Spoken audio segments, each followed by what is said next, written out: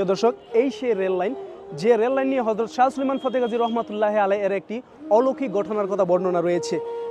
আপনারা যে রেল লাইনটি দেখতে পাচ্ছেন, এই রেল লাইনটি এখন আপনারা দেখতে পাচ্ছেন আমার পেছনে যে মাজারটি, মাজারের উপর দিয়ে রেল লাইনটি যাওয়ার কথা ছিল, আর এখন বর্তমানে রেল লাইনটি আছে মাজারের পূর্ব পাশে।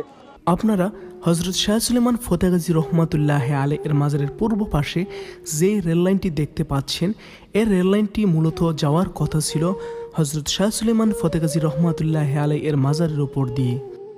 ব্রিটিশ ইঞ্জিনিয়ার যখন নকশা করেছিলেন এই রেল লাইনের, তখন নকশাটি ছিল হজরত শাহ সুলেমান ফতেহ গাজী রহমাতুল্লাহি আলাইহি এর মাজারের উপর দিয়ে।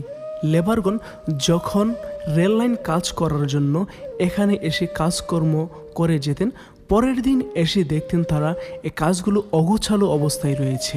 অনেক দিন চেষ্টা করার পরও তারা কোনো কাজ সামনের দিকে আগাতে পারেননি, বরঞ্চ পরের দিন এসে দেখেন তারা কাজগুলো এলোমেলো অবস্থায় রয়েছে। পরবর্তীতে ব্রিটিশ ইঞ্জিনিয়ারকে হজরত ফতেহ গাজী রহমতুল্লাহি আলাইহি একদিন স্বপ্নে দেখালেন, কিয়ামতের আগ পর্যন্ত যদি তুমি আমার মাজারের উপর দিয়ে রেল লাইন নেওয়ার চেষ্টা করো, তুমি তা সফল হতে পারবে না।